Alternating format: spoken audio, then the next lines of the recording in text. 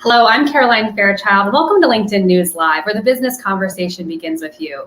Congress just passed a resolution declaring Juneteenth a federal holiday, and it's on President Biden's desk for his signature. 48 states already commemorate June 19th as the date slaves in Texas learned they were free. On today's show, we want to look at a specific facet of that legacy, the racial wealth gap caused by unequal economic opportunity and mobility. My next two guests are pioneering solutions to change that by A, closing the gap between Black buying power and Black business revenue, and B, helping provide equal access to financial literacy. Let's start with the former. Joining me now is Dr. Lakeisha Hallman. She is the CEO and founder of the Village Market. Her expertise in education spans 15 years, including at the Georgia Department of Education. She got her master's in education at Ole Miss and her PhD at Liberty University. Lakeisha, welcome to LinkedIn News Live. Thank you so much for having me. I'm super excited to be here. I'm super excited. I've been looking forward to sitting down with you all week. Let's start with the Village Market. By a simple passerby, someone might just think it's a pop-up shop, but it's so much more than that. Talk to us a little bit about the business that you started. Sure. In 2016, it was a pop-up shop. And what happens, like with every entrepreneur, when you have your first thought, and if you are very intentional, it grows and scales and becomes an actual company. So in 2016, I launched the Village Market with the just purpose of making sure Black-owned businesses, essentially based in Atlanta, had access to a buying customer base. However, over the last 5 years, we've seen a boom in all that the Village Market does. We generate national campaigns. We have an ongoing incubator for entrepreneurs who are sole proprietors. And we also have, before the pandemic, seasonal marketplaces that welcome over thousands of people to come to the city of Atlanta and to shop from Black-owned businesses that reach over 38 different states. During the heart of the pandemic, we opened up at a retail location at Punson Market that is open every day. And super cool thing about our work, Caroline, over the last 5 years, we've been able to generate $5.3 million to Black entrepreneurs. Yeah, and one of our producers, Wes, is very close to that market, and he says he swings by it sometimes, so it's great to hear. But Lakeisha, I wanted to ask you, you started this with no formal investors, and you did that intentionally. Talk to me a little bit about why that was your decision and how you got this off the ground without initial investment. You know, I do believe, and I think this is for all entrepreneurs, before we take money, we truly understand what we're building. When you have a better understanding what you're building and your short and long-term goals, when it's time to acquire funds, if that's what you decide to do and take investment money, you know where to best place that. And so I'm very intentional about growth. I believe that growth is incremental. And for me, I also believe in big purpose. So I wanted to ensure that I bootstrap my model. I can grow at the pace that was comfortable for me, was comfortable for what I was striving to do, the authentic space for entrepreneurs, and that none of those core beliefs that I had were compromised. And so 5 years later, as we look to scale our retail stores, we will take investment dollars. But in 2016, we were not well positioned for that because I was still working out what the natural progression of what the Village Market would be. 5 years later, more than $5 million facilitated for Black-owned businesses. Lakeisha, you're meeting a demand that just wasn't available in the market before you started the Village Market. Talk to us a little bit about where this demand is and how you're meeting it so effectively. What I believe in more than anything are people. I think we're the essential answer to every solution. There has always been a wealth of Black entrepreneurs. There's also, as we see these numbers, a buying audience that's not simply Black people, but people who love to buy. And so my job was to create a connection to what already existed. How could I position these Black-owned businesses in Atlanta and abroad to this customer base who is seeking that they wanted to buy extremely dope products from Black-owned businesses? And so I just made a connection. What I didn't do was build what was already there. Entrepreneurs already existed. People were already spending money. And what I did was create it in my own way to make sure that folks were intentional about what we were doing, what economic mobility looked like. And those who are seeking to be allies, what is that point of entry for allyship? And what I find so interesting about your story, Lakeisha, is that you're not coming to this from a traditional tech background, and you're not, you're coming to Atlanta, you're actually from Mississippi, and your career is actually in education. So talk to us a little bit about how this became your passion and your path. I'm really thankful that my early experience was an educator in the Mississippi Delta. I often tell folks that being able to teach in the Mississippi Delta and to really love what I do and to love the young people that I serve opened me to be able to lead the Village Market. And so, no, I do not come from a traditional tech background. I also don't come from that traditional entrepreneur pathway, as many Black people do not. Everything that I've been able to accomplish is first generation, in the sense that I'm learning as I go. I'm building my team as I go. But what I do know from my experiences as a professional for over 14 years, what processes are so important. Structure is so important. Acquiring talent is so important. And also being able to identify as the leader, what are my strengths? What are my weaknesses? And as I've built the team over the last couple of years, I've only added folks to the team that is going to enhance areas that I'm weak, so we can have a stronger model in the village. And so I don't think you need a tech background for that. I think you need to have a sense of self-assessment as a leader in growing companies, and understanding the importance of the stuff that's not so fun, and that's operations and processes. Well, you're not just building a team, you're building quite a diverse team. 90% of the people who work for you are Black women, 100% Black. For the tech people who are joining us in the stream right now, a lot of them are saying that they're struggling to hire Black right now. What are some best practices that you use while hiring? So I always challenge folks to say, well, what all have you done that represents struggle? And who are you currently in a relationship with?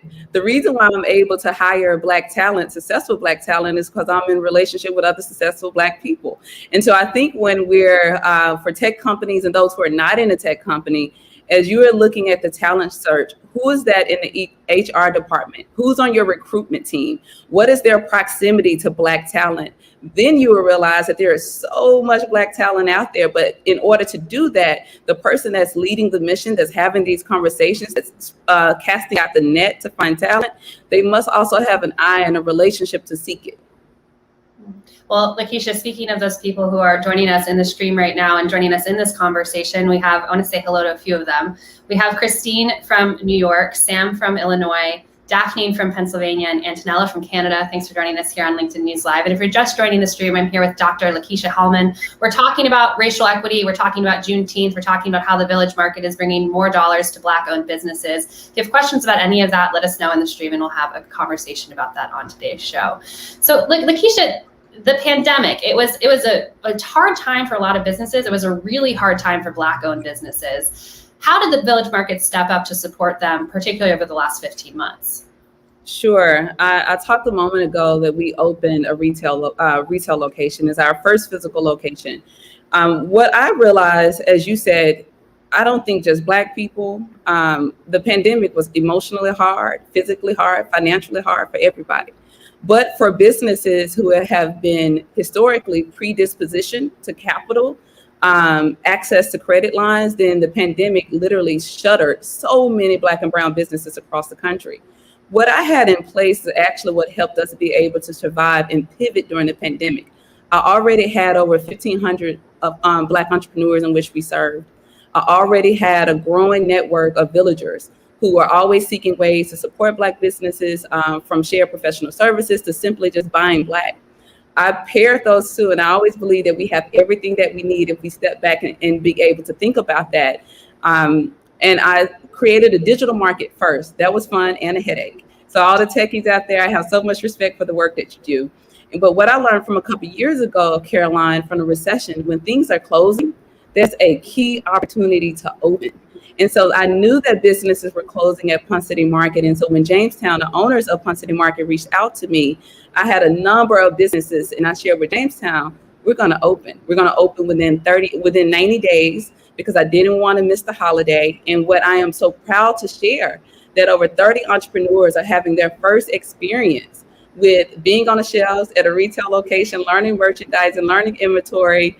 And this company, this new arm of our company, the Village Retail, has been open 7 months, and we have exceeded over $500,000 of sales. Wow. 80% goes back to those businesses. So when we hear that the retail industry is dying, I don't think anything is dying when you have intentional people behind it. Well, Lakeisha, I know I speak for the stream when I say thank you so much for all the inspirational work that you're doing, and for creating opportunity for so many during a challenging time. Thanks for joining us on LinkedIn News Live. Thank you so much, and thanks for having me. That was Dr. Lakeisha Hellman of the Village Market. All right, now we're going to get to our next guest in this discussion. Her name is Angel Rich, and she's the founder of Credit Rich, an app to help users optimize their credit scores and pay their bills intelligently. She serves as vice chair at the DC Government Financial Literacy Council and founder of Black Tech Matters. She's a graduate of Hampton University. Angel, welcome to LinkedIn News Live. Hi, Caroline. Thank you so much for having me. It's great to have you here, and I want to start with your personal story too, because similar to Lakeisha's, it's very personal how you started Credit Rich. You graduated college with $180,000 in student loans and a 444 credit score, if I am correct. Yes. How did that lead you to launch Credit Rich? Well, you kind of just hit it right on the head. You know, when I first started college, I had no debt and I had a 620 credit score. So having to leave with $180,000 worth of debt and absolutely at the lowest at a 444 credit score, that gave me a deep passion to prevent this burden on other people. So we created Credit Rich. Credit Rich rounds up users' spare change to pay their bills intelligently and optimize their credit score as fast as possible. And we are extremely excited to be in partnership with Experian. And Angel, I don't have to tell you that U.S. income inequality is at its highest levels that it's been in over 50 years at this point. How have people been using the app, particularly in the wake of COVID-19?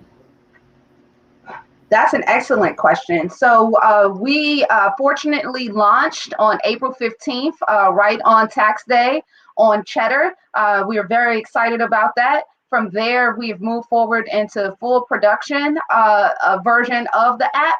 And we feel strongly that this actually will help people increase their credit score. And our previous app, Credit Stacker, which is inside of this one, we saw scores go up as much as 75 points in as little as 2 weeks. On average, Experian sees about 48 points of improvement when leveraging their tools. So both of those tools are inside of our app, as well as what we are doing and calling it credit intelligence, which you will have traditionally seen for investment management. We're actually doing that to credit. So we know that in the mannerism that we are leveraging our algorithm, we will help people to be able to pay their bills easier and faster, as well as actually raise their credit score. One of the things specifically in regards to COVID is we have the ability for you to share your spare change with friends and family. So let's say they're a little short on their electricity bill this week. You can go ahead and decide to share your spare change with them. Well, Angel, I'm just thinking back to my own financial education, which I think like a lot of people is few and far between, but credit definitely never came up when it comes to education. I think I got coming up through the ranks. Even in college, I don't think I had a financial literacy course. Why aren't more people talking about credit? And what in your mind is the importance of talking more about credit? I think it's extremely important. Coincidentally, I was just talking to my mother today about credit. I'm still receiving information from my mother that I did not receive growing up. And I understood the importance of having credit. I understood that we could not get certain things because she did not have a good credit score, but I in no way was really taught how to actually manage and increase my credit score. It wasn't until I sort of had this mountain of debt that I had to reverse engineer all these different things and sort of learn myself, as well as start actively having more conversations with my mother.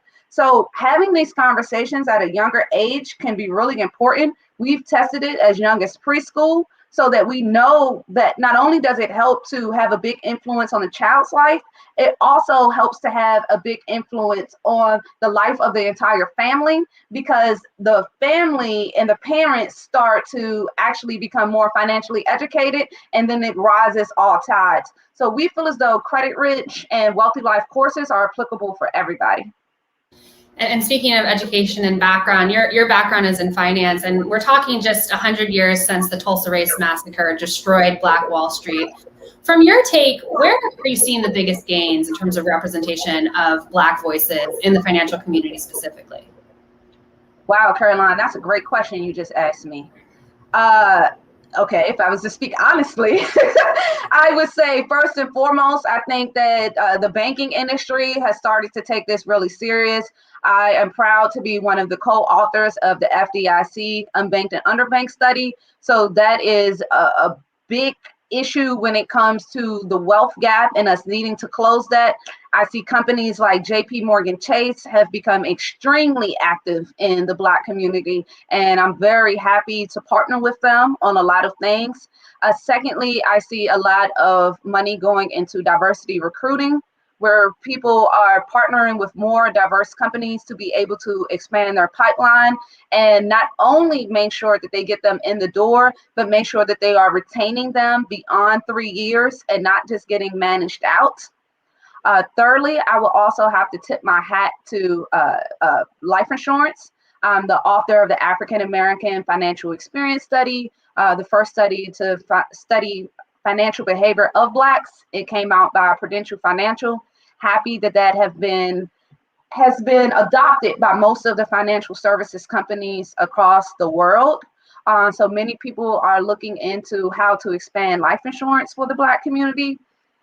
And then there's this whole crypto craze that I'm not necessarily into, but that's a whole thing that's happening as well. Well, the reason I ask you, Angel, is that in the wake of the pandemic, in the wake of the murder of George Floyd, we just saw so many financial institutions come out with these pledges of support for the Black community. And from your seat, what needs to happen now? What does real change look like for you as we move into 2021, as we move into perhaps these companies getting on different pledges, taking on different social responsibilities? Yes, I think it's more than just making a pledge. I think that they actually have to put their money where their mouth is, and they need to actually be transparent in the things that they are doing. It shouldn't just be, and I'm just throwing a random number, I'm not picking on anybody, but it shouldn't just be, we're giving $50 million to the Black community. Okay, by when? Who? Is this a quarterly thing? How much are you going to give out this year? How many people are you giving this money to? Have you built a team around it? Does the team have to report on this on an annual basis? Can we see the report publicly? Like, what is actually happening? And I will tell you, I'm on many of these boards and I'm inside the room of many of them.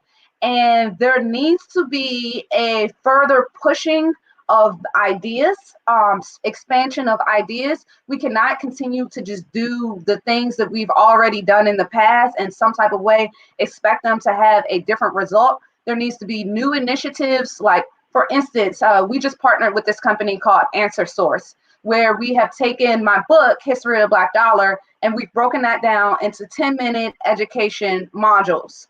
From there, we partnered with Forbes the Culture as well as Greenwood. Greenwood Bank is now looking to build content around this and have this pushed out by their bank to their actual customers. We're talking to other companies like maybe Lincoln Financial, who's looking at how can they possibly sponsor this for schools and their communities. So there has to be a broadening of ideas as to what has happened in the past, and it can't just be a matter of checking the box. You have to actively maybe go sponsor History of the Black Dollar for some schools and put your money where your mouth is and truly take contracts from incumbents and put them with Black people. Really well said. And I want to get to that book. But before we do, I want to say hi to some people who are joining us in the show right now. We have Anna from Romania, German from Georgia, and Michael from California. And if you are just joining us here, I'm here with Angel Rich. She's the founder of Credit Rich, as well as the author of The History of the Black Dollar. If you have questions about wealth inequities, about building your credit, Angel is here for us, so please let us know those questions, and we'll have them answered right here on the show. Angel, The History of the Black Dollar, that's a book that you read. I'm curious about that history. What do you think is the most misrepresented when it comes to wealth inequities and what's happening right now with the topics that you discuss in the book? Well, interestingly, Caroline, I have learned that the country does not know that the Industrial Revolution was funded by slavery. For some reason, the country does not know that. And so I was speaking at Harvard University and I asked this question at the School of Education, and I hardly got anybody to raise their hand to understand that America became the superpower that it is today because it was able to provide cotton at the highest quality at the lowest price because they were receiving it for free. And this isn't just for the South. In the North, they then built industries and banking and financial services industries off of this so that they could be able to trade the cotton internationally. So much of the wealth of America was built on cotton, rice, tobacco, and many other crops that were grown from this soil and plucked by our ancestors' hands for free. So when you think about whether or not America owes the Black community something, it kind of becomes a no-brainer when you put it like that in terms of reparations. An example that I'll use is if your great-grandfather had a car and it was stolen from somebody, and then you fast forward into history and the great-grandson asks for the car, does it not belong to the rightful owner? And so I'm not saying you got to hand America over to us, but just understanding how we got here, I was shocked to find out that not every American citizen has at least that base level of understanding and how much capital and collateral the Black community actually contributed to America. Well, speaking of slavery, we're talking about 2 days before Juneteenth and maybe moments before President Biden signs that into a federal holiday law. What does that tell you in terms of how far we've come as a country in terms of our discussion of racism and the impact that slavery's had, particularly on wealth inequality for Black people? I am truly honored for this moment as a descendant of DC Black Wall Street. My great-grandparents were some of the first Black homeowners in the country. I was in the room in Tulsa, Oklahoma with President Biden when he declared that Black Wall Street was not a riot, it was a massacre. I almost caught the Holy Ghost while I was in the room with him. I did not know how much I needed to hear my president say those words. And to now hear and see him signing Juneteenth as a federal holiday, I literally have chills right now even thinking about it. So I am excited for the future of our country. I think that we need to come together more. I call it financial agriculture. We have to be able to mix and mingle with our cultures in order to be able to produce the best crops of our soil. So I'm very much looking forward to us all reading from the same book so that we can be on the same page and have empathy for one another and understand the challenges that we have all gone through so that we can come together for collective economics, help each other become credit rich, help each other get life insurance, and remain the superpower that we are across the world. Well, I'm also hopeful that we can start reading from the same book as well, Angel. And speaking of books, be sure to pick up Black History of the Black Dollar, written by Angel Rich here, who's our guest here on LinkedIn News Live. Angel, thank you so much for joining us. I'm seeing so many members in the stream thankful for your conversation and your insights. Thank you. That was Angel Rich. She's the founder of Credit Rich, talking to us about wealth inequities across the Black community and how her app is working to change that. And if you want to continue the conversation about this and more, be sure to check out the news module to the right of your LinkedIn feed. Or if you're in mobile, you can click into the search box. Tomorrow, you can catch us here at 12 Eastern with my colleague, Andrew Seaman. He's going to be speaking with one expert about how to differentiate yourself when applying for that dream job on Get Hired. That's at 12 Eastern tomorrow from the LinkedIn news page. I'm Caroline Fairchild. Thank you so much for joining us.